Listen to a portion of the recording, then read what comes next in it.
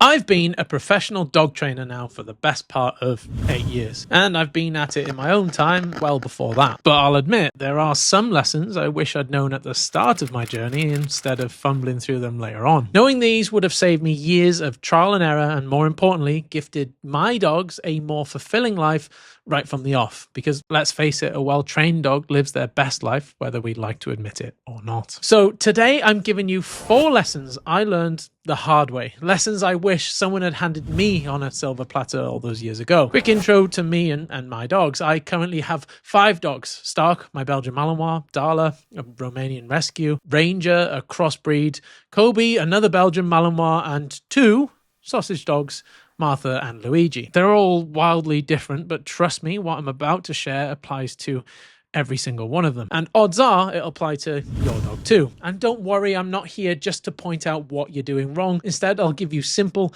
actionable solutions so you can see improvement in your dog's behavior almost immediately. Sound good? Let's dive in.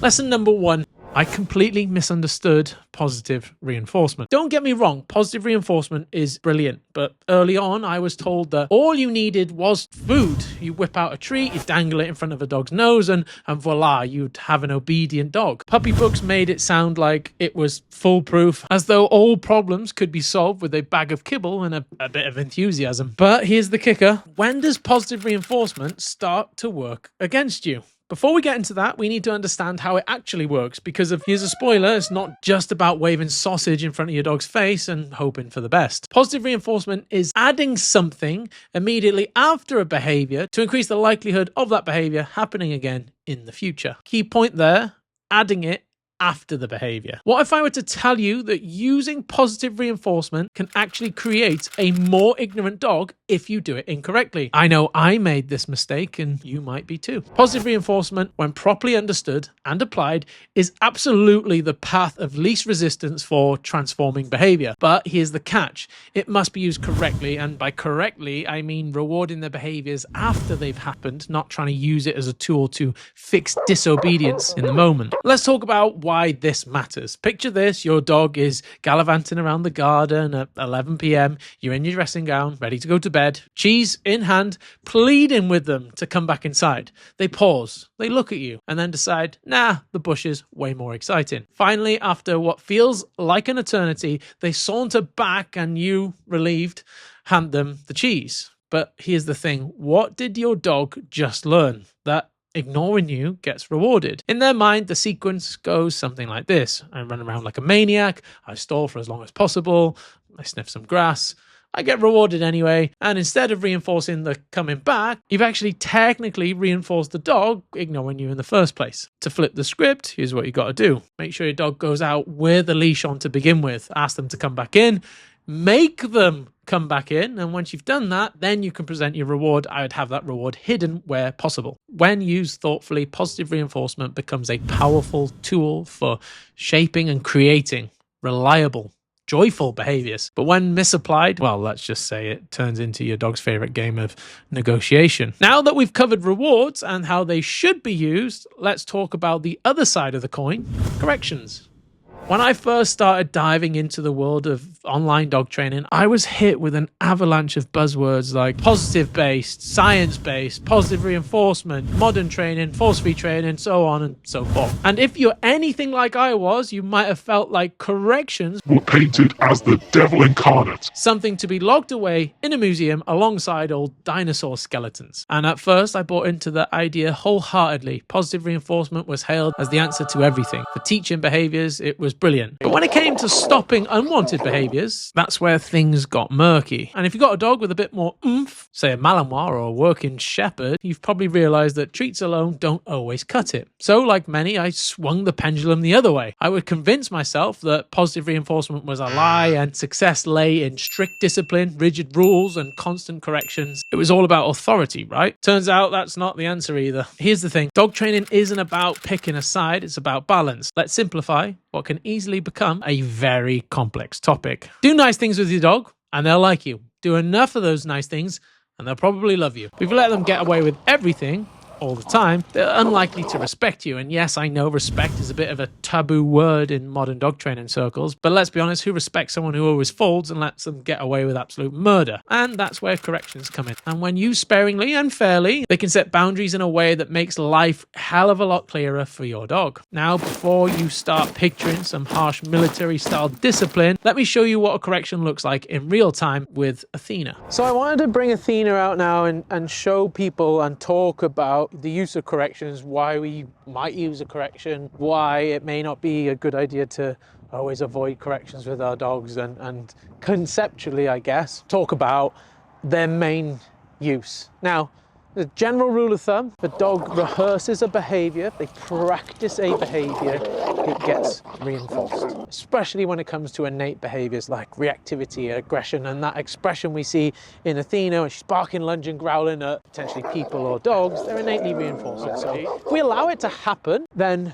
we are quite literally perpetuating the behavior. So if you've watched any of my content before, we consistently set a dog up for success by managing the environment to the best of our ability so we can utilize differential reinforcement, reinforce alternate incompatible behaviors around the triggers to make sure that we're strengthening one, the sits, the downs, the recalls, but also counter conditioning how the dog feels about the presence of that trigger. The main argument for that would be we can't always control the environment. So that means surprises happen. A squirrel might run out of a bush, someone might come around of a corner, and although to the best of our ability we might be able to make sure we're taking our dog places where they're not going to be able to rehearse their reactivity, ultimately the environment probably isn't going to allow that clean sheet what we're looking for. So this is where a correction comes in, not to say to the dog, hey, don't ever do that again. Very rarely do we actually utilize forms of physical pressure to tell a dog, hey, never ever do that again. It's to make sure the dog doesn't get anything out of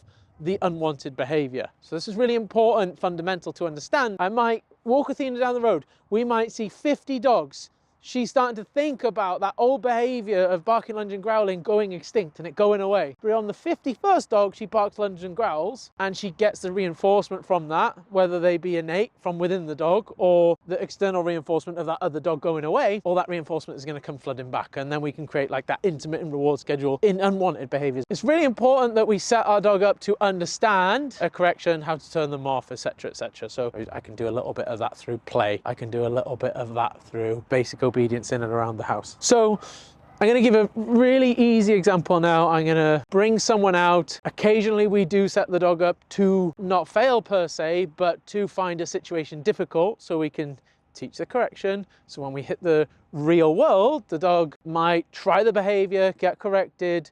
We then can put the dog into an incompatible behavior, reinforce that instead. Further to that, a second use for a correction and why we should probably not avoid using them entirely is when it comes to a dog that is maybe super aggressive, or when it comes to a dog that is maybe super fearful and then exhibits aggression that stems from that fear. Sometimes acutely suppressing a behavior through aggression, so they bark, lunge, growl, we say, hey, not allowed to do that, shows the dog a situation that they did not know was going to happen. So what I mean by that, if Chloe comes out here now and Athena goes, hey, get the fuck away, and she barks, lunges and growls, and again, that's probably coming from fear, it's from uncertainty, it's from insecurity.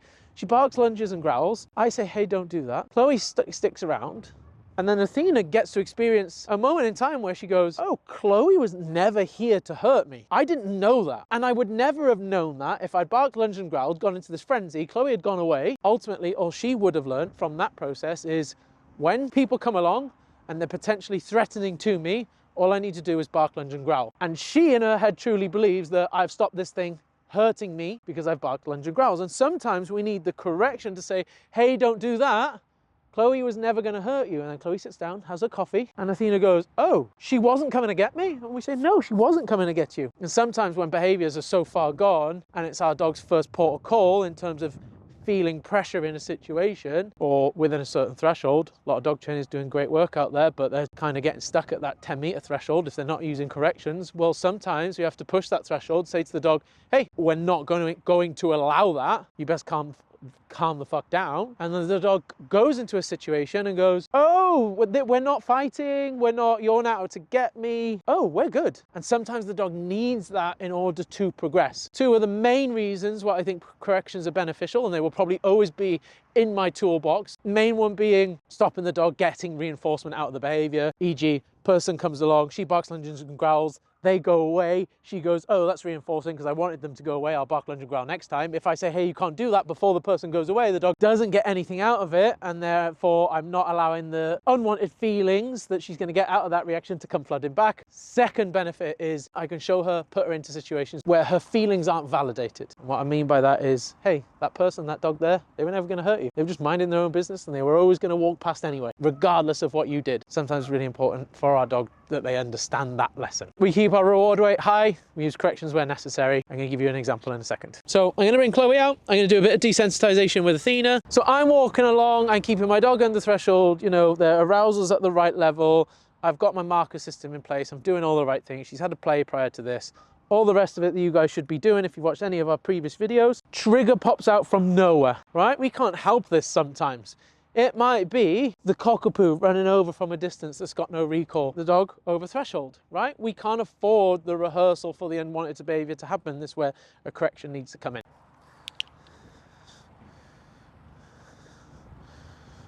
Cool. Okay, and I'm just going to move her around, and good girl. Chloe's going to walk in front, and I'm going to keep Chloe nice and safe. She picks a more suitable behavior than aggression. I mark, move, reward. Same again, Chloe. She picks a more suitable and appropriate behavior than aggression. I mark, move, and reward.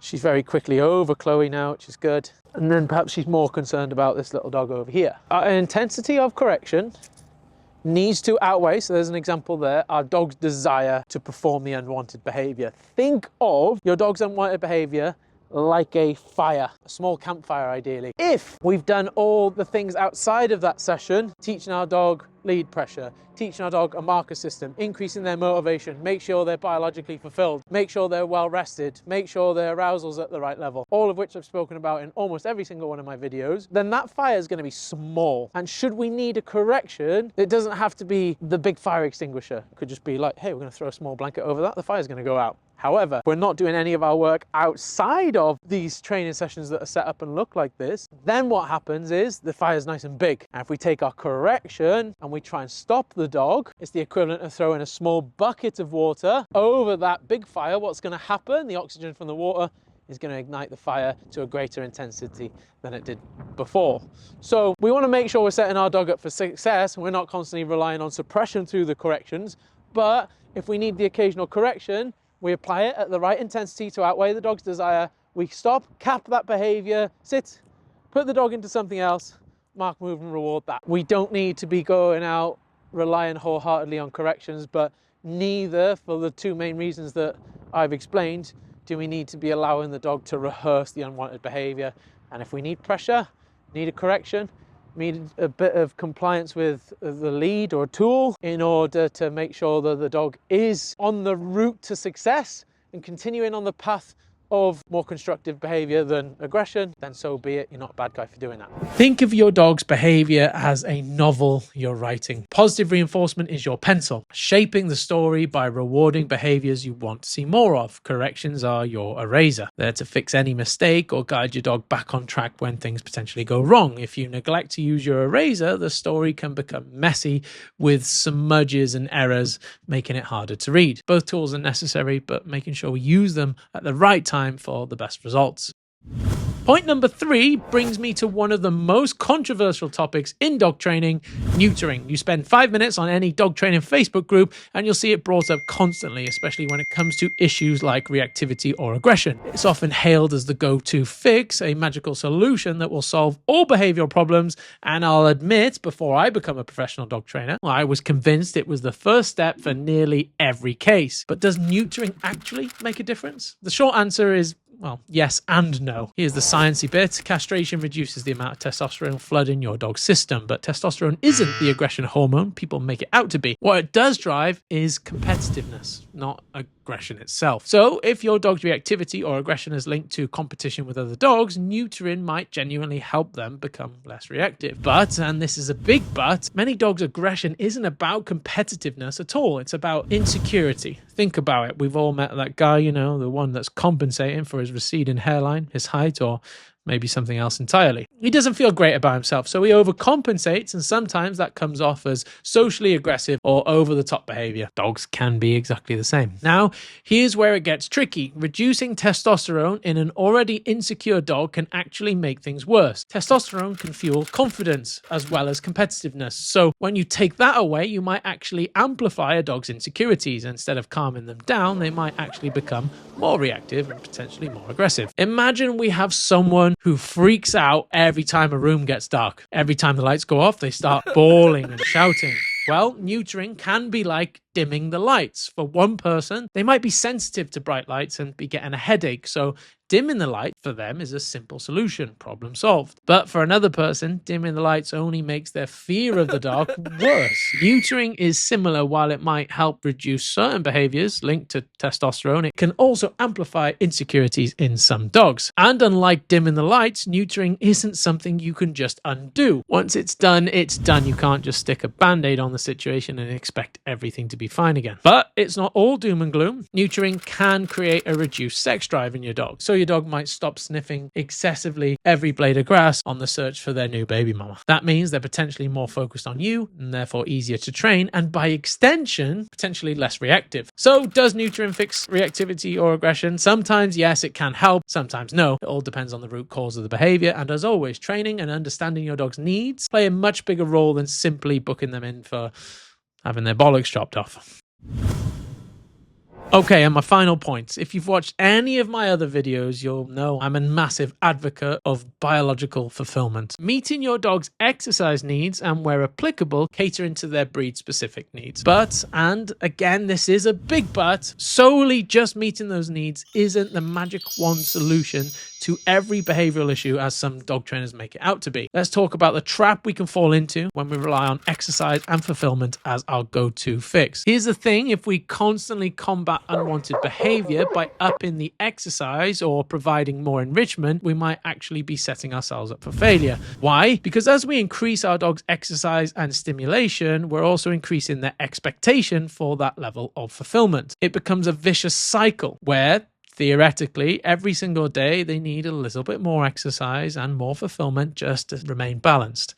And if you can't keep up, guess what? They're back to being a knob again. So what's the alternative? Well, it's just as important, if not more important, to teach your dog how to settle and do absolutely nothing. Now, I know what you're thinking, but I already give my dog a stuffed Kong or a licky mat to help them chill. And while those tools have their place, they're not actually teaching your dog to do nothing. They're still engaging in a low arousal activity. What we need to teach them is a genuine impulse control and arousal management, skills that don't come naturally to a lot of dogs. This is where you step in. Your job is to guide them, to show them how to switch off and how to relax. It's not as flashy as teaching tricks or as physically demanding as a 2-hour hike, but trust me, it's just as crucial for their behavior and ultimately your sanity. Because sometimes the best thing a dog can learn is how to do nothing at all. Now, there's a couple of ways we can do this, but let me just warn you, this might be the most boring, yet most effective dog training tutorial you'll ever watch. Okay, so this is the world's most simple dog training tutorial, but one of the most underlooked exercises, especially if you've got a dog that just will not settle in the house. We call it anchoring. So we're going to take a lead, we're going to take our dog, we're going to take something relatively heavy. So I'm going to use the weight rack here. We could do this on furniture, banister, kitchen units, wherever it needs to be. And very simply, we want to do nothing with our dog. So often we put so much emphasis on positive reinforcement, keeping our dog in place with food. Sometimes it's just really not necessary. So here goes nothing. I'm just going to loop this around here. Typically do this 2-3 times a day with Athena. And I'm just going to leave her. I'll make sure she doesn't get tangled. And we're just going to let her chill out there. As soon as she does chill out, lies herself down, ideally puts her chin on the floor. I'm going to go get her, take her off. There you go. She's clever. That was a quick one. We can very quickly start teaching our dog, once you're calm, you get what you want. And if you've got a clever dog like Athena, she's going to get there real quick. Good girl. I'm going to go untangle her leg. I know, I love you too. There's a chance here your dog might kick off, have a bit of a tantrum, have a bit of a wobbler. It's super important we don't succumb to that. We do this with all our Daxies as well to make sure that we're building some separation and they're not totally dependent on us.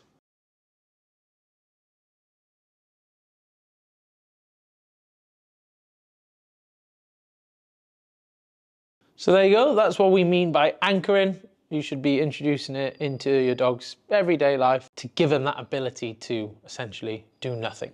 So there you go, there's 4 things I wish I knew before I was a professional dog trainer. If you enjoyed this video, you might enjoy this one here. Please don't forget to like and subscribe.